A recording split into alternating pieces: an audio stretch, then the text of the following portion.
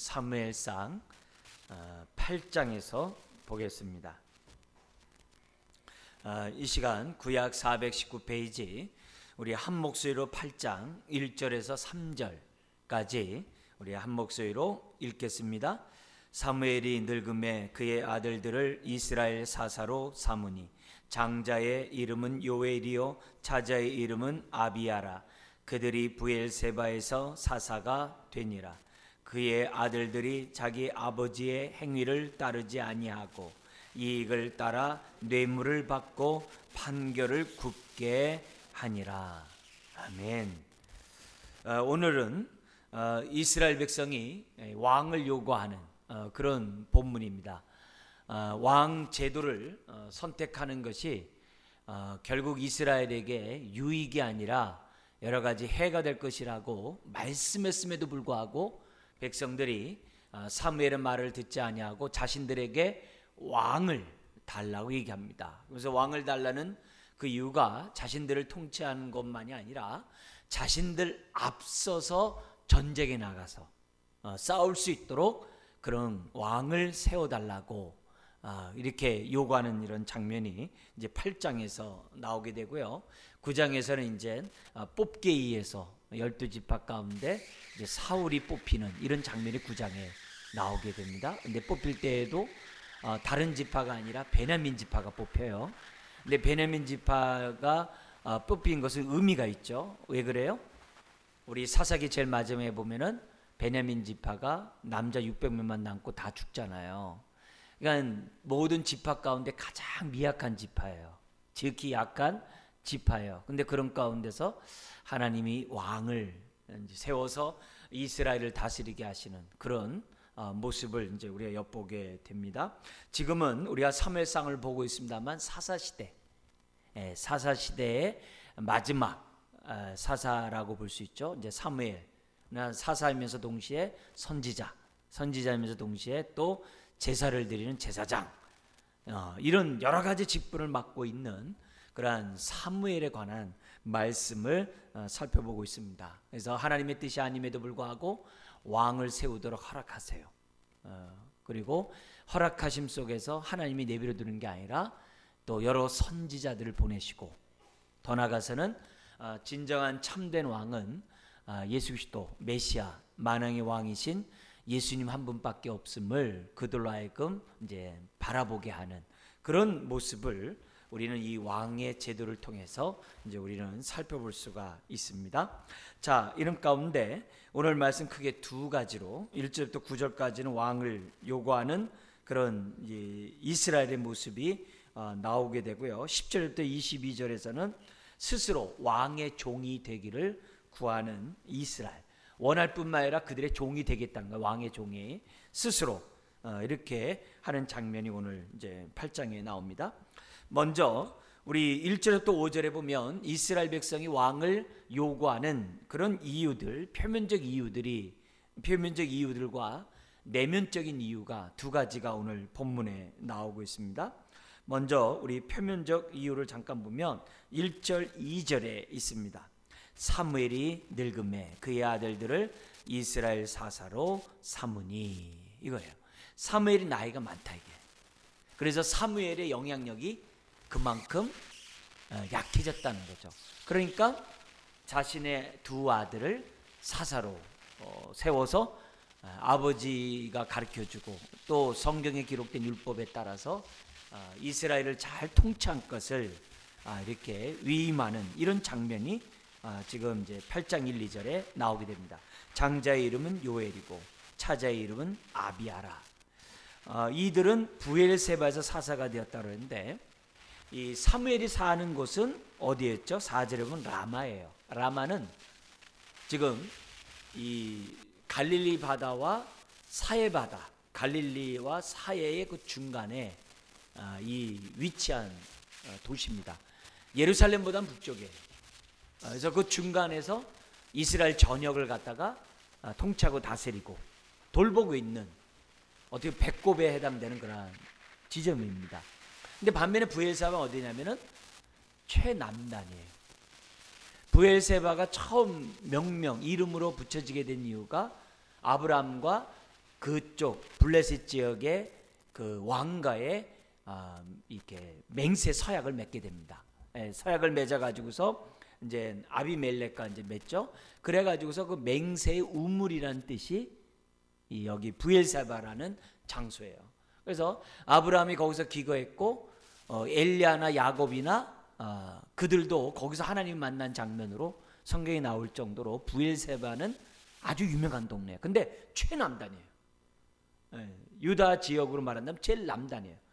근데 그 남단 지역에 사사를 세웠던 걸 보면 아마 이 사무엘을 생각할 때 거기까지 이렇게 어떤 통치 영역이 잘 미치지 못했던 것 같아요. 접경 지역이라서. 그래서 그쪽 지역에 의도적으로 두 아들을 이제 보내게 됐다는 거죠. 그래서 표면적 이유는 사무엘이 늙고 아들을 사사로 세웠다는 게 첫 번째고, 또 하나는 3절에 있죠. 같이 한번 읽겠습니다. 그의 아들들이 자기 아버지의 행위를 따르지 아니하고 이익을 따라 뇌물을 받고 판결을 굽게 하니라. 두 번째 표면적 이유는 아버지의 행위를 따르지 않고 자신의 이익에 따라서 뇌물을 받고 판결을 굽게 했다. 예나 지금이나 참 이런 일들은 참 여전히 있는 것을 보게 돼요. 그러니까 이들이 사사가 되었음에도 불구하고 역량이 부족한 그 모습을 보게 됩니다. 율법에 있어서 이 판결하는 사람들은 무엇보다도 뇌물을 받지 아니하고 공의롭게 판결해야 된다는 게 율법에 있거든요. 그리고 이스라엘 백성이 이스라엘이 아수르에 멸망하고 남유다가 바벨론의 포로로 끌려가게 된 그 이유 가운데 하나가 지도자들의 판결이 이와 같았기 때문에, 불의를 행했기 때문에 지금 뭐냐면 포로로 끌려가게 됐거든요. 망했거든요. 그래서 모든 지도자들은 하나님의 나라의 의를, 하나님 나라의 공의를 드러내야 돼요. 모든 지도자들은. 그런데 이 아들들은 하나님의 공의를, 먼저 그 나라와 그 의를 구하지 않은 것으로 돼 있어요.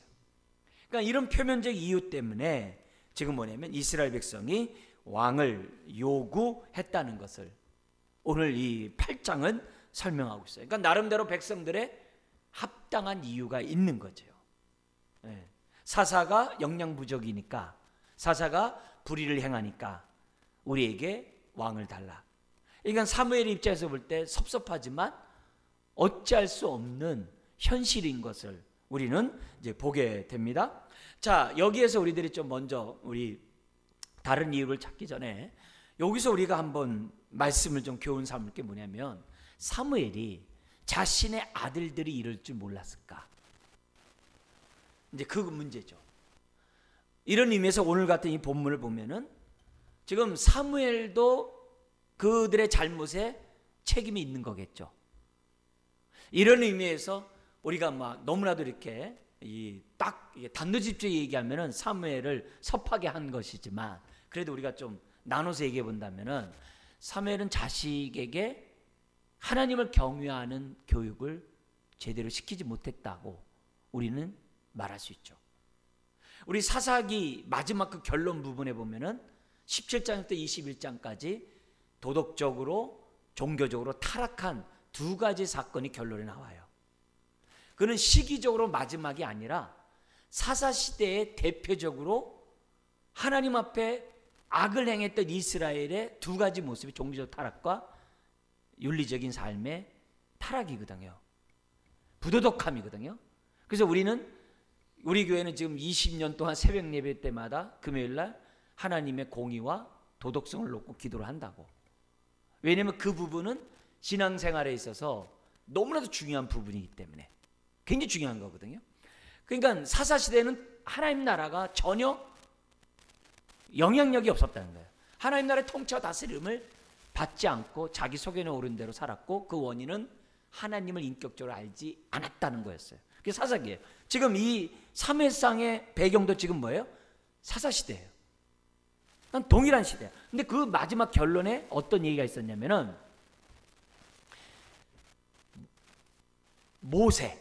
그죠? 모세의 자손들이 악을 행하는데 어떻게 악을 행했냐면은 이제 게르솜의 자녀들이에요. 어떻게 그랬냐면은 자신들이 단 지파의 제사장으로 전락해버리는. 사실 그 레위 지파고 아론의 지파만이 제사장 할 수 있잖아요. 그죠? 아론의 후손들만 할 수 있잖아요. 근데 모세의 그 자식들이 단 지파의 제사장으로 제사장 노릇하는 그런 모습으로 성경에 기록되어 있거든요. 사사기 18장에. 그것도 모세가 죽은 지 얼마 안 돼요. 얼마 안 되는 그런 상황에서 지금 모세의 아들이 게르솜이고 게르솜의 아들이 요나단이고 요나단의 그 아들들이 그 자녀가 지금 뭐냐면 단지파의 제사장으로 악을 행했단 말이에요.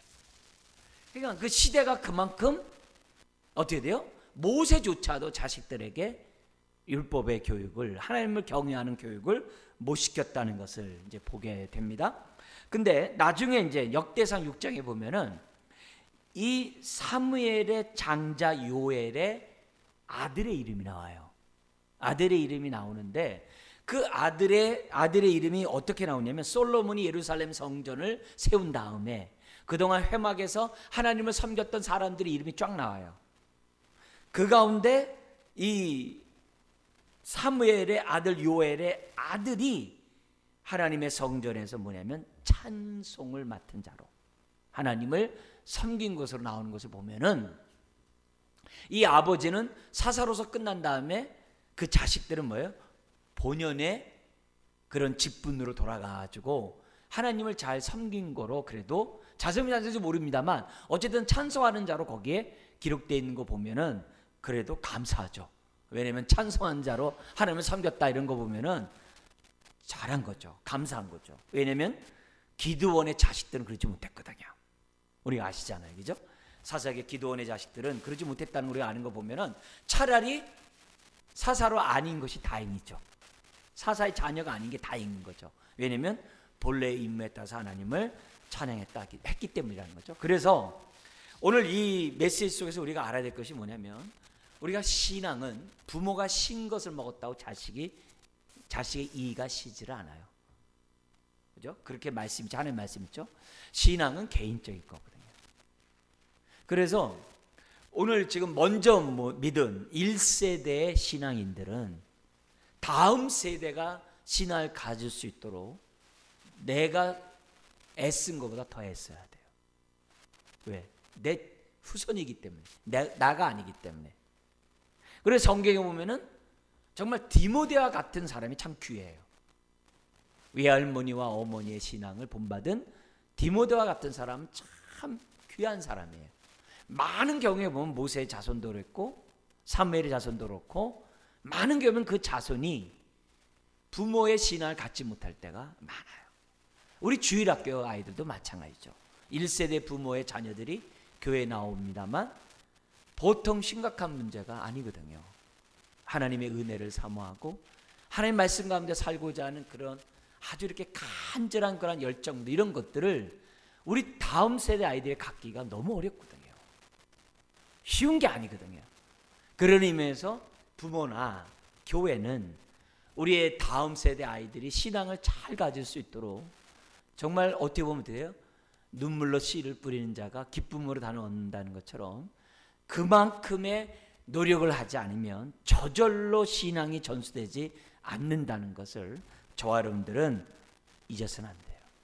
그래서 이 부분에 있어서 우리의 자녀들이 신앙을 갖게 해달라고, 내가 갖고 있는 신앙을 잘 전수받을 수 있도록 부모는 많은 기도를 해야 한다는 거죠.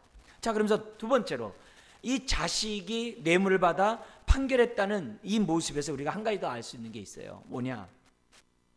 여러분, 이 사사가 되기 전까지 이 아들들은 사무엘의 말에 잘 순종했으리라고 저는 생각해요. 사무엘이 그렇게 자녀 교육을 안 시켰다고 생각하지 않습니다. 그런데 그들이 지금 뭐예요? 판결을 잘못했다는 거죠. 이게 뭐냐? 사람은요, 그 자리에 가보면 그 사람의 실상이 나와요. 그 당시 이 사사 같은 경우는 아주 굵직한 것을 재판하는 사람이에요. 그죠? 예나 지금이나 가장 큰 일을 재판하는 사람은 뇌물이 오갈 수밖에 없어요. 그래서 유전무죄, 무전유죄란 말이 옛날이라고 없겠습니까? 지금 계속 있는 얘기거든요. 그런 거 보면은 이 자녀들이 처음에 사사가 됐을 때는 겸손할 수 있어요. 사울 왕처럼.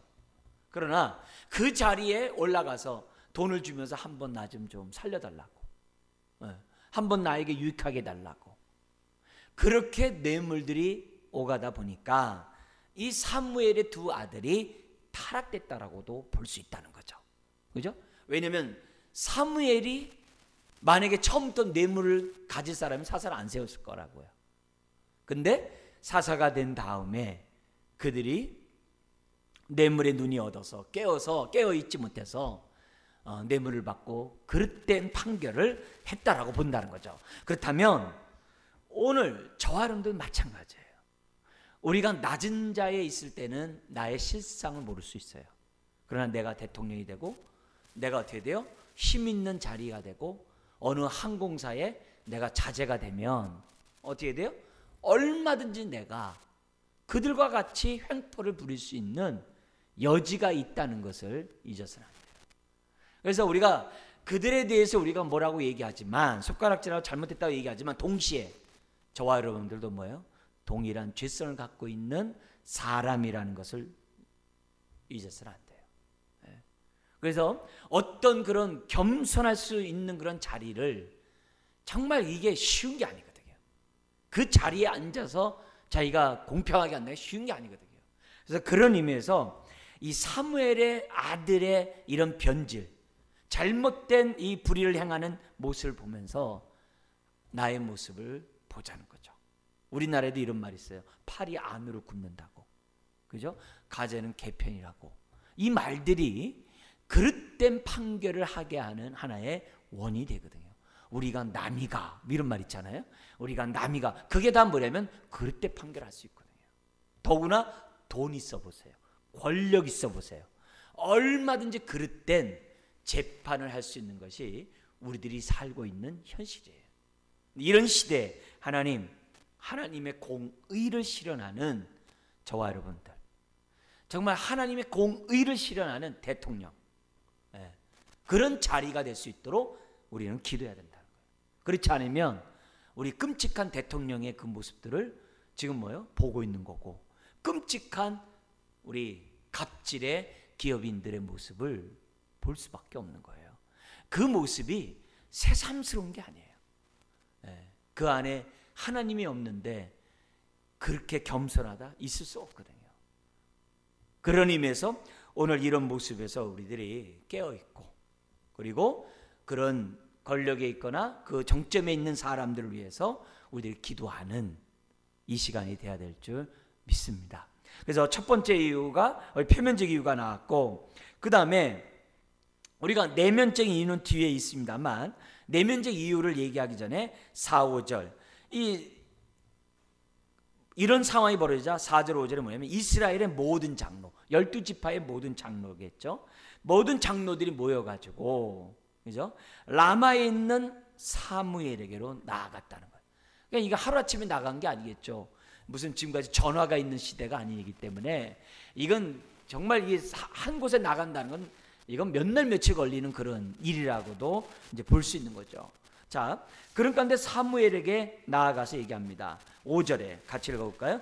그에게 이르되 보소서, 당신은 늙고 당신의 아들들은 당신의 행위를 따르지 아니하니 모든 나라와 같이 우리에게 왕을 세워 우리를 다스리게 하소서 한지라 하면서 사무엘 자신도 뭐라고 말할 수 없을 정도의 아주 강력한 요구를 갖다가 지금 요청하고 있다는 거예요. 사실 지금 이때 왕을 갖다가 지금 뭐냐면 세워서 이제 다스리라고 얘기합니다만, 사실 사무엘이 있음으로 인해서 우리 7장에서 뭐예요? 블레셋이 다시는 이스라엘 공격하지 않았다 그랬어요. 그리고 주변에 있는 나라들과 어떻게 됐어요? 좋은 화친을 맺고 있었다 그랬어요.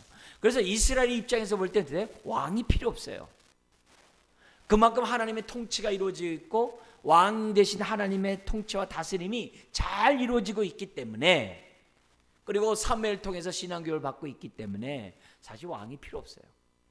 그런데 그들은 뭐냐면 왕을 우리들에게 세워달라고 얘기하고 있다는 거예요.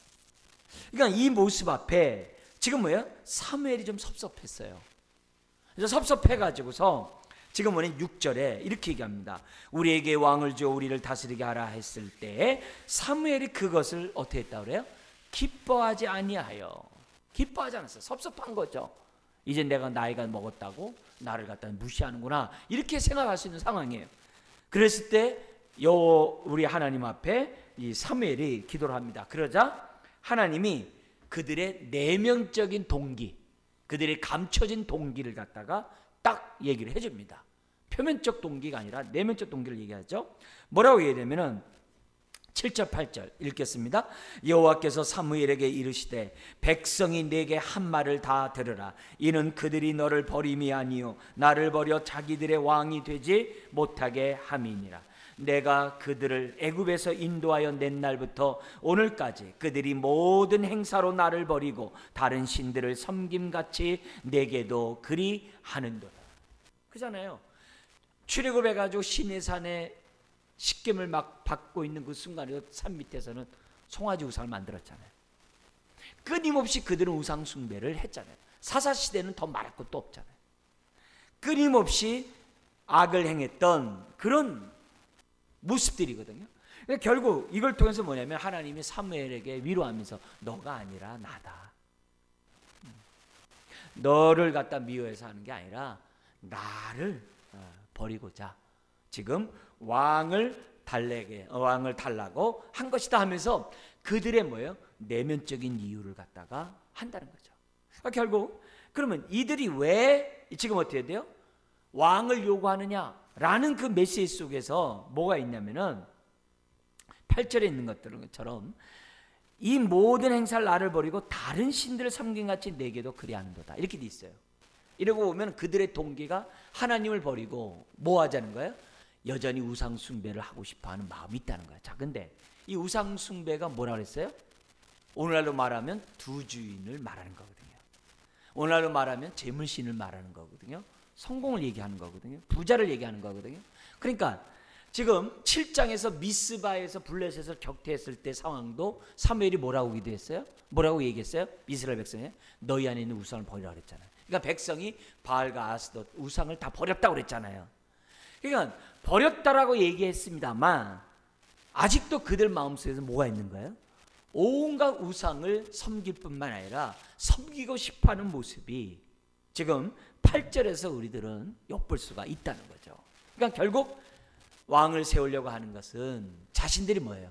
물질적인 부유함을 얻기 원한 거예요. 그러니까 자신들이 이제 안정이 되니까 블레셋을 공격을 못하니까 어떤 생각이 드는 거예요? 본전 생각나는 거죠. 우리가 저 블레셋을 갖다 공격하면은 블레셋에 있는 모든 물건들을 우리가 갖고 올 수 있을 것이다. 우리 주변에 모압과 암몬 저 약한 민족들을 갖다 공격하면 우리도 얼마든지 그들이 우리를 공격했듯이 공격하면 다 얻을 수 있게, 이런 생각이 들었는지도 몰라요. 왜요?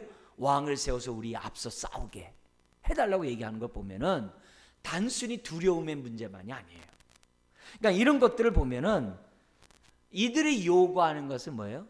영적인 축복보다도 물질적인 안녕과 평안, 축복을 얻고자 하는 모습이 있었다는 것을 이제 보게 된다는 거죠. 자, 그래서 9절에 그들에게 왕의 제도를 가르쳐라. 그러니까 결국 허락하는 이런 장면이 나오고 있다는 거죠. 자, 오늘도 한번 이렇게 이 말씀을 이렇게 보면 이렇게 하나님이 살아계시고 하나님이 역사함에도 불구하고 왜 사람들은 하나님 외에 자꾸 다른 신들을 섬기려고 할까? 그렇다고 이 사람들이 어떻게 돼요? 사사시대가 하나님의 이름을 부르지 않는 게 아니에요. 하나님의 이름을 불러요. 더구나 사무엘이 있어요. 그럼 하나님의 이름을 부르겠죠. 그런데도 불구하고 왜 자꾸 다른 신을, 하나님을 버리고 다른 신을 섬기려고 할까? 이거는 오늘날도 아까 얘기한 것처럼 동일하다는 거예요. 오늘날도 사람들이 하나님 외에 다른 것을 섬기려고 하는 건 다른 거 없어요. 이 땅에서의 물질적인 복 때문에 그러는 거예요. 다른 거 없어요. 그것이 성공이든 이름을 내든 하여튼 뭘 하든 높은 지위에 앉든 소유를 많이 갖든 사람들이 뭐냐면 이 땅에서의 영광을 얻고자 함이 그 핵심이에요. 결국 돈이거든요. 돈이면 모든 것을 하고 있는 것을 사람들은 알거든요. 그렇기 때문에 오늘날 사람들이 뭐예요? 하나님을 섬기는 것을 버리고 자꾸 어떻게 돼요? 하나님의 다른 것을 의지하려고 하는 것이 많은 것을 보게 돼요. 오늘날 이런 사람들이 있어요. 성공은 둘째치고 부자는 둘째치고 자기가 자유롭고 편하게 살고 싶어서 하나님을 마음에 두기를 싫어하는 사람들도 있어요. 그래서 뭐냐면 사람들이 뭐냐면 아유 뭐 젊어서 예수 믿으려고 그래. 다 즐기니까 다 즐긴 다음에 나이 먹어서 믿으면 얼마나 좋아. 이렇게 얘기하는 사람들도 있어요. 심지어는 뭐냐면 자기 남편에 대해서 교회에 오는 걸 갖다 자기는 지금 따라온다도 못 따라오겠다는 거예요. 왜요? 그러면 교회 따라오면은 사람이 배포도 없어지고 사람이 이렇게 막 이렇게 주눅 들고 이 세상에서 뭔가 이렇게 뭐 이렇게 막 이것도 하고 저것도 하면서 좀 이렇게 막 해야 되는데 남편이 쪼잔하게 보인다는 거예요. 그러면 남편이 기죽어 사는 거 못 보겠다는 거예요. 그래서 나중에 오라고 했대요. 우리가 보면 어디 그렇게 말하는 사람이 있겠는가 했는데 저는 많이 듣습니다. 그러니까 그만큼 사람들 마음속에 하나님을 믿는 것이 걸리적거리는 거예요. 부담이 되는 거예요. 때로는 어떻게 돼요? 자꾸 양심의 찔림을 받는 거예요. 그리고 하나님 믿으면 어떻게 돼요? 하나님에 대해서 오해를 해가지고 마치 이렇게 막 궁상 맞는 것이 그리스도인의 삶인 것처럼 오해하는 사람들도 있어요. 그렇지 않거든요. 왜냐하면 부와 귀가 역대상 29장에 있는 것처럼 주께로 말미암고 존귀한 자와 큰 자가 하나님의 손에 있다고 했거든요. 그러니까 모든 것이 하나님의 손에 있다는 것을 우리가 생각해 볼 때 하나님에 대해서 오해를 해가지고 저마다 하나님을 믿되 대충 믿거나 또 어떻게 돼요? 나중에 믿으라고 하거나 아니면 어떻게 돼요? 적당히 믿거나 두 주인을 겸하여 섬기거나 그런 모습들을 사람들이 갖는 것을 보게 돼요. 그런 의미에서 오늘 저와 여러분들에게 한번 질문해 보셔야 돼요. 나에게 질문해 봐야 돼요. 뭐라고 질문해야 되냐면 나는 정말 예수님 한 분만으로 만족하는가? 나는 정말 예수님 한 분만을 의지하는가? 거기에 대해서 저와 여러분들이 정말 냉정하게 질문해 보셔야 돼요. 그렇지 않으면 나도 모르는 사이에 하나님을 버리고 우상을 섬기고 있다는 거죠. 오늘날의 우상이라는 것은 다른 게 아니에요. 내가 지극히 사랑하는 것은 다 우상이에요. 내가 어떤 것이 없으면 나 이제 살 의미가 없다라고 하는 건 다 우상이에요. 더구나 무슨 말 있죠? 돈이면 귀신도 부리는 그런 이런 세상에서 부리는 세상에서 우리가 살아가고 있거든요. 그래서 그런 의미에서 오늘 우리들이 얼마나 많은 정말 하나님을 내버리고 세상 것을 붙잡는지 모르다는 것을 저와 여러분들이 잊어서는 안 돼요. 그래서 그 당시 사무엘 시대에 사무엘이 그렇게 하나님의 역사를 일으켰음에도 불구하고 사람들은 여전히 뭐 해야 돼요? 한 손으로 세상 것을 잡고 싶어하는 마음이 있다는 것, 그걸 우리들에게 보여줘요. 그래서 이런 메시지를 볼 때마다 목사인 저는 항상 묻는 거예요. 나의 동기는 어떠한가? 내가 주의 이름을 부르고 하나님을 믿고 하나님을 의지하고 살아간 나의 동기는 무엇인가? 그거를 묻지 않을 수 없어요. 반대로 얘기하면 나는 정말 주님 한 분만으로 만족하는가? 나는 주님 한 분만으로 내가 입술로 만족하는 것처럼 실제 삶 속에서 주님 한 분만을 의지하는가? 그거를 엿보게 하는 것이 오늘 이 본문의 말씀입니다. 자, 그러면서 9절에 있는 것처럼 그들에게 엄히 경고하고 왕의 제도를 말하라고 얘기를 합니다. 사실 신명기 17장에 보면 하나님이 왕을 세울 것을 지금 뭐냐면은 미리 말씀하셨던 것이 있어요. 근데 이 왕은 하나님의 통치를 대신하는 왕을 하나님이 원하는 거였죠. 근데 백성들이 원하는 왕은 자신들의 왕을 원했지 하나님의 뜻을 이루는 왕을 원한 것은 아니었던 거예요. 아니었던 거예요. 그래서 그런 의미에서 하나님이 허락한 왕과 이들이 요구하는 왕은 다른 거죠. 그들은 왕을 세움으로 하나님보다 더 육신의 왕을 얻고자 하는 이런 모습을 우리들에게 보여줍니다. 자, 그러면서 왕을 요구를 하는데요. 9절에 요구를 하는데요. 여기서 우리가 한 가지 더 우리 살펴볼 게 뭐가 있냐면은, 지금 이스라엘 백성은 자신이 어떻게 돼요? 지금 사무엘이 나이가 먹고 아들들이 불의를 행하고 다른 나라의 왕이 있으니 우리에게 왕을 세웁시다. 그건 합리적이고 논리적이에요. 굉장히 타당한 주장이에요. 사무엘 자신도 어찌할 수 없을 정도로, 정말 물러설 못할, 이렇게 주장하지 못할 정도로 그런 거예요. 자, 그런데 우리가 여기서 우리들이 좀 이 부분을 우리가 깨달을 수 있다면 우리는 그만큼 신앙이 좀 성장할 것 같아요. 어떤 부분이냐 뭐냐면, 지금 이 장로들은 이 문제를 해결하는 방법이 뭐였냐면은 세상 사람들처럼 우리에게 왕을 달라는 거였어요. 근데 그들이 요구하는 것은 하나님의 뜻이 아니었어요. 그죠? 자, 보세요. 문제의 원인을 그들이 정확히 진단하고 그 문제에 대한 대안을 제시했는데 그 대안이 하나님의 뜻이 아닐 수 있다는 거예요. 그러니까 이 얘기는 오늘 우리들에게도 굉장히 중요해요. 우리가 어떤 원인은 잘 분별을 했어요. 근데 그 원인을 해결하는 방법이 하나님 방법이 아닐 수 있다는 것을 저와 여러분들이 생각할 수 있어야 돼요. 이걸 우리들이 잘 깨달으면 우리의 신앙생활이 정말 예수 안에서 우리는 담대히 복된 신앙생활 할 수 있어요. 근데 원인은 잘 파악하는데 대안이 인간적임으로 인해서 곁길로 가는 일들이 많아요.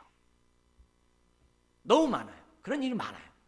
그래서 우리들이 대안을 올바로 제시하기 위해서 어떤 일을 해야 되느냐, 평소에 저와 여러분들이 평소에 언약 백성답게 살고 있지 않으면 나에게 생각나는 그 대안에 대해서 하나님 앞에 기도하셔야 돼요.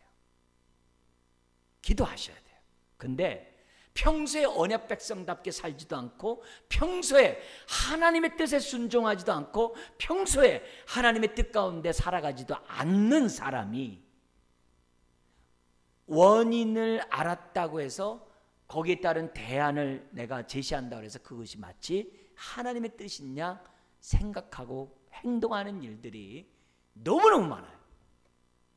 너무너무 많아요. 그러기 때문에 오늘 저와 여러분들이 이런 메시지를 보면서 우리가 생각할 때마다 어떤 일을 결정할 때마다 하나님 앞에 묻고 또 물어야 돼요. 우리 세 가지 관점에서 뭐였죠? 이게 하나님이 기뻐하는 뜻인가? 두 번째, 나의 유익과 나의 유익을 구하기보다는 내 주변의 지체 유익과 덕을 세우는가? 세 번째는 뭐예요? 나의 욕심이 아니라 믿음을 한 건가? 세 가지 관점에서 내 대안을 점검해야 돼요. 그렇지 않으면 우리가 뭐예요? 지금 뭐예요? 대안으로 제시한 게 합리적이라 할지라도 오늘 성경처럼 뭐예요? 하나님의 뜻에 안 맞을 수 있어요. 그걸 저와 여러분들이 기억해야 돼요. 그래서 내가 하나님의 언약 백성답게 나의 의무와 책임은 다하지 않고 하나님 앞에 기도하면서 하나님께 원망하고 안 도와준다라고 만약에 하고 있다고 한다면 그거는 정말 조심해야만 한다는 것을 우리들이 보여줘요.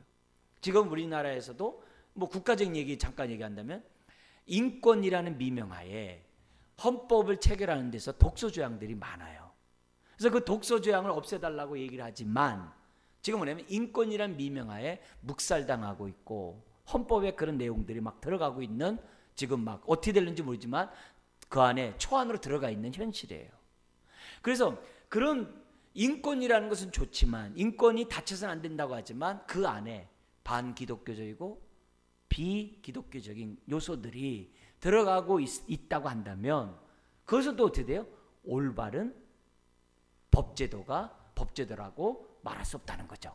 그러니까 이런 부분들이 얼마나 인지 있다는 거예요. 예를 들어서 우리나라에서도 종교전쟁을 막기 위해서 어쨌든 간에 법으로 뭐예요? 전도를 하지 못하도록 막아버리면 그 사람이 복음을 듣고 구원을 받아야 될 그 원천적인 그 근본을 잘라버리는 거거든요. 종교전쟁을 막는다라는 미명하에 복음을 전하지 못하고 공립학교에서 예배를 못 드리게 딱 막아버리면 복음을 들을 수 있는 기회가 상실되므로 오히려 어떻게 돼요? 화해는 이뤄가고 아무 일 없는 거 됐을지 모르지만은 영혼은 죽은 상태로 있다는 거죠. 그런 문제들이 우리들에게 있기 때문에 저와 여러분들이 중요한 거죠.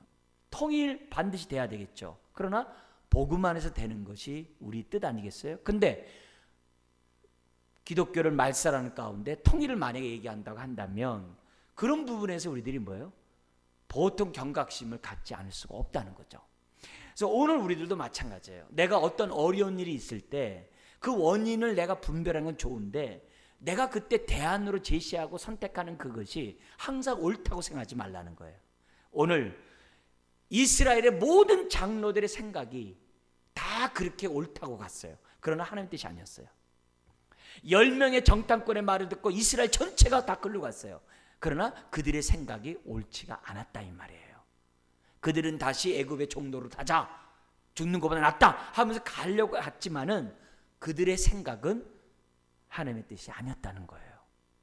오늘 우리도 육의 생각이 있고 성령의 생각이 있다는 것을 저와 여러분들이 잊어서는 안 돼요. 잊어서는 안 돼요. 많은 사람들이 기도한다고 하면서 그 대안을 하나님 뜻과 상관없이 결정하는 일들이 너무 많이 벌어진 일들이 많이 있기 때문에 오늘 이런 자들의 모습을 통해서 한번 저와 여러분들의 모습을 살펴보는 것이 중요하다고 생각해요. 이걸 알면 그만큼 신앙이 진보가 있을 거예요. 성숙할 거고 그만큼 하나님의 기쁨이 되는 저와 여러분 될 거예요. 근데 이걸 모르면 많은 부분에 실패를 해요. 많은 부분에. 우리 하나 더 나가 볼까요? 사도 바울이 지금 뭐냐면 구제비를 가지고서 예루살렘에 올라가요. 근데 예루살렘에서 선지자가 내려와 가지고서 올라가지 말라고 막아요. 왜냐? 당신 올라가면 결박당할 것이라고 하나님이 알려주셨다고 얘기를 해요. 그래서 사도 바울의 모든 동료들이 올라가지 말라고 그래요. 왜? 하나님이 결박당하는 것을 보여준 거 보니까 당신 올라가지 말라고 하신 것이다. 그래서 선지자가 내려오지 않았냐? 이렇게 얘기를 한 거예요. 그러면 다 올라가지 말라 그러면 어떻게 될까요? 여러분? 그래? 하나님의 뜻이구나. 올라가면 결박된 걸 미리 보여줬으니까 나 올라가지 말고 다른 사람 올라가라 하나 보다. 이렇게 돌아갈 거예요. 근데 사도 바울이 그렇게 했어요? 그럼에도 불구하고 예루살렘 가잖아요. 내가 안 가면은 하나님으로부터 자기가 받은 사명을 누가 할 거냐 이거지. 아닌가 다를까 그가 결박을 당했어요. 맞았어요. 결박당한 건 맞았어요. 근데 그 결박당함이 로마 황제 앞에 서게 하게 지름길인지 누가 알았냐 이게.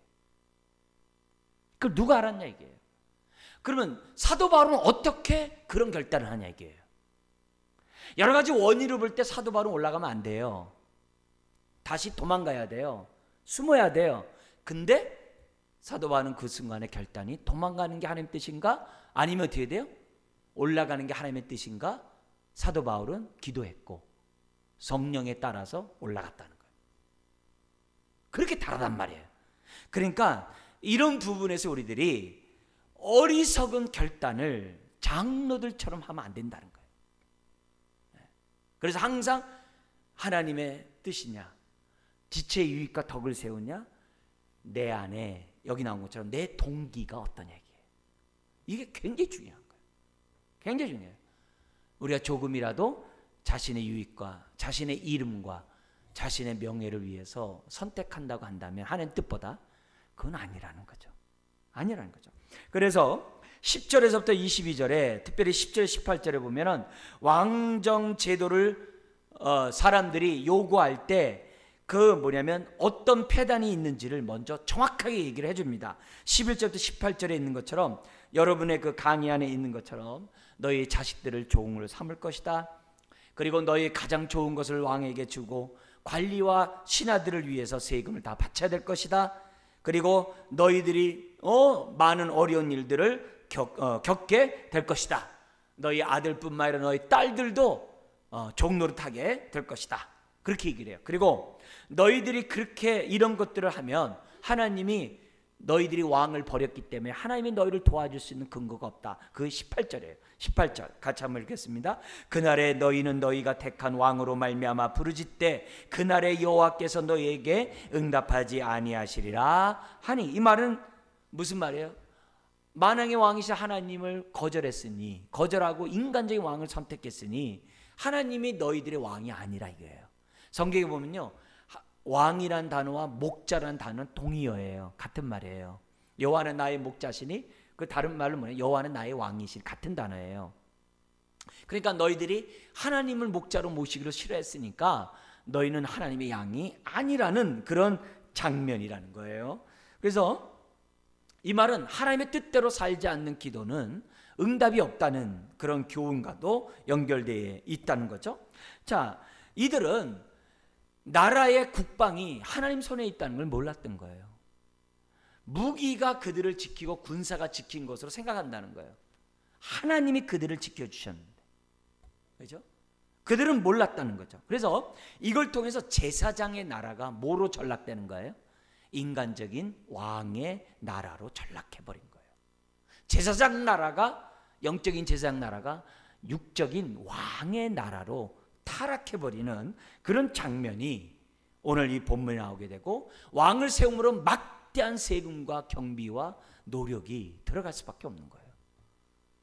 인간이 지키는 무기는 한계가 있는 거잖아요. 하나님이 지켜줘야 되잖아요. 여러분도 마찬가지예요. 여러분의 가정 하나님이 지켜주셔야지 여러분이 지킬 수 있는 게 아니잖아요. 그러니까 우리가 하나님 앞에 기도하는 거죠. 하나님, 내 인생에 하나님 나라가 임하듯이 우리 가정에 하나님 나라가 임하게 해 주옵소서. 나라가 우리 가정에 임하게 해 주옵소서. 그래야 하나님 우리의 불성곽이 되어준다 그랬잖아요.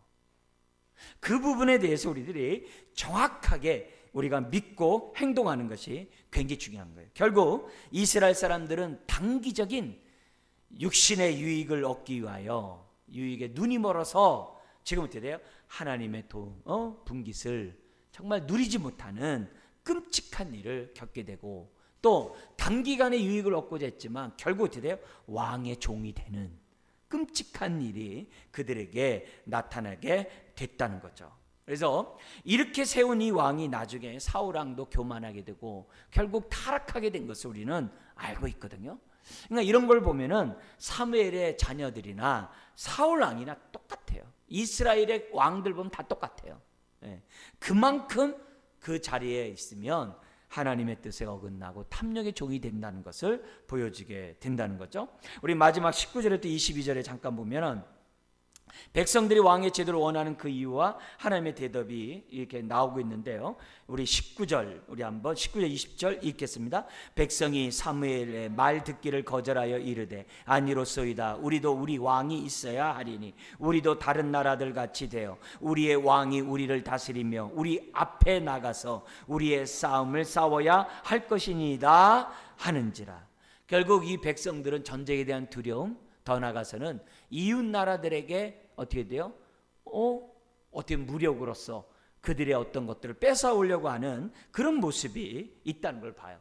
출애굽했을 때뿐만 아니라 이스라엘 백성 앞에 하나님은 항상 앞서 행하셨거든요. 근데 앞서 행하시는 그 하나님을 제껴놓고 자신들이 만든 왕이 앞서서 행하기를 원하는 이런 끔찍한 죄악을 그들에게 범했던 것을 보게 돼요. 그러니까 이들은요, 자신들이 이방의 압제가 자신들의 우상 숭배와 불의 때문에 생겨났다는 것을 알고 회개하기는커녕 자신들이 주변 나라에게 압제를 당한 이유가 뭐 때문이라는 거예요? 하나님이 왕을 주시지 않았기 때문이라고 하면서 하나님을 원망해요. 끔찍한 거죠. 그들이 이방 나라에 압제를 당한 이유는 사사기 1장에서 정확히 얘기한 거잖아요. 하나님이 테스트해 보려고. 왜 가사와 가드와 아스도를 왜 남겨놨어요? 테스트하려고. 유혹이 아니에요. 테스트 시험하려고. 뭘 시험해? 나를 섬기는지. 그래서 우리는 하나님 뭐냐면 하나님의 백성으로 하여금 깨닫게 하셨어요. 뭐야? 주변 나라가 강하면 아하, 우리가 하나님 뜻대로 안 살았구나. 주변 나라가 약하면 우리가 하나님 뜻대로 살았구나. 그것을 보게 할 뿐만 아니라 이스라엘 백성이 하나님을 잘 섬겼는지 테스트하기 위해서 내버려뒀다 그랬거든요. 거기에 대해서 깨닫고 회개하지는 않고 어려우니까 하나님 뭐 했냐는 거예요. 하나님 왜 내 기도 안 들어주냐. 꼭 이런 자녀들과 똑같은 거죠. 아니 엄마 아빠 나를 위해서 해준 거 뭐 있어요? 이런 자식과 똑같은 거죠. 나 이럴 때 뭐 하셨어요? 해준 게 뭐 있다고 그러세요? 이런 얘기가 똑같은 얘기예요. 그런 얘기를 지금 어떻게 돼요? 하고 있는 거예요. 지금 하나님 앞에 하고 있는 거예요. 그게 아니죠. 오히려 자신들의 이방 민족의 압제가 자신의 불순종이 결과라는 것을 깨달았어야 되는데 깨닫지 못하고 오히려 뭐예요? 왜 하나님 왕 안 주세요? 이렇게 하고 있다는 거예요. 이런 잘못을 이스라엘 백성이 범하고 있으니 뭐예요?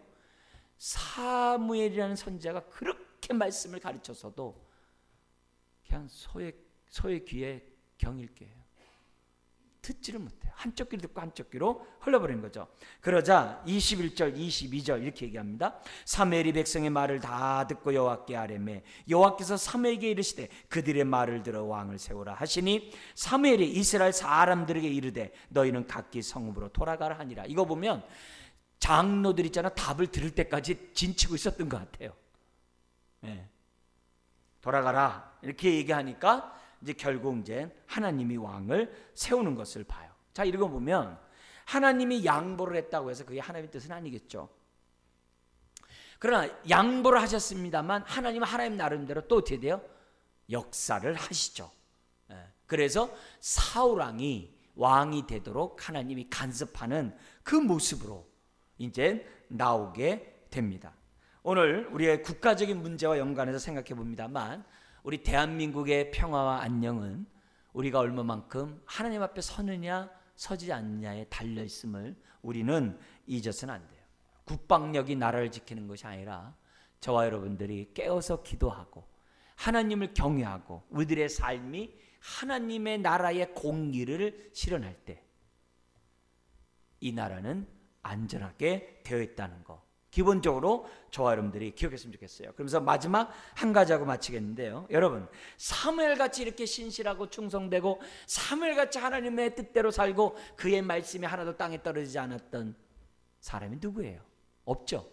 근데 이랬던 사무엘에게도 뭐가 있는 거예요? 배반도 당하고 무시도 당하고 심지어 낙심한 일도 겪고 때로는 뭐예요? 원치 않게 자식들까지도 속썩이는 이런 일이 사무엘에게도 있어요. 이런 것들을 보면서 우리는 교훈을 얻죠. 왜 나만 이러냐고 탄식하지 마세요. 왜 나만 이렇게 어렵냐라고 괴로워하지 마세요. 왜 또 나는 왜 이렇게 태어나서 자라서 이렇게 왔냐라고 원망불평도 마세요. 사무엘 같은 사람도 그런 일을 겪었다 이거죠. 그러나 그런 가운데서도 사무엘은 그럼에도 불구하고 하나님의 뜻대로 살고자 했고 마지막 생을 다하는 그때까지 하나님을 기쁘게 하는 자로서 그의 삶을 드렸다는 거예요. 그렇다면 우리의 환경이 어떠하든지 간에 정말 오늘 우리에게 주신 이 말씀을 붙잡고 우리가 어떻게 돼요? 감사하면서 또 어떻게 돼요? 담대하면서 그리고 당당하면서 하나님의 자녀답게 사시는 저와 여러분 되시길 주여 여러분 축원합니다.